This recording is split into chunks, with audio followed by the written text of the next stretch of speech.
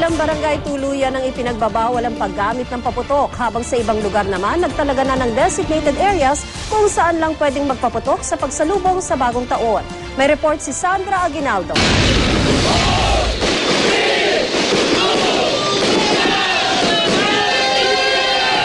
Ilang taon na rin ganito ang pagsalubong sa bagong taon ng Barangay Ibayo Tipas sa Taguig City. Pinagbabawal kasi doon ang paggamit ng paputok, kaya sama-sama na lang sa pag-iigay sa bagong taon ang magkakapit-bahay. Resulta, wala raw nasaktan sa paputok sa kanilang lugar noong nakaraang bagong taon.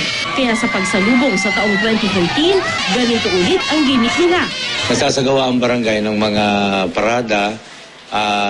Ang kasama doon ay mga bata, may ilang mga may edad na rin na kunwari naging biktima sila ng paputok. Yung torotot at saka yung paghampas sa mga bagay na makagagawa ng ingay. Kanina, inabutan namin ang ilang pulis at barangay tanod sa Barangay Ibayo Tipas na nangangaral sa mga bata. Mula raw kasi noong Pasko, dumami na ang mga batang naglalaro ng pellet gun na nakakasakit daw sa ibang residente. Ang bulag yan. Gumamit na lang kayo ng tarotot. Ganito rin daw ang pangangaral na ginagawa nila sa mga taong nahuhuling nagpapaputok. At dahil ilang taon na rin ang kanilang kampanya, tila raw nakasanayan na ito ng mga residente. Malaki ang ipinagbago, malaki ang nabawas sa pagpapaputok. Kaya matagal na rin naman panahon, ilang taon lang nakakalipas, wala kaming recorded na biktima ng paputok.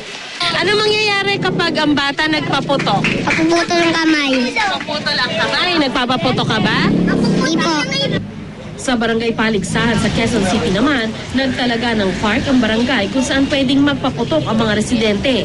Tanging matatanda raw ang pwede sa park at mga legal na paputok lamang ang pwede nilang gamitin. Punta na lang dyan. At safe yan. Nakahanda kami. May mga fire extinguisher. Tapos may mga tanod tayo nakahanda, no? Para in case lang may mangyari. Bagamat may mga panawagang ipagbawal na ang mga paputok, may naniniwala ring bahagi ito ng matagal ng tradisyon ng mga Pinoy. Sa ngayon, kanya-kanyang diskarte muna ang ilang barangay para mapanatiling ligtas ang kanilang mga residente. Sandra Aguinaldo, GMA News.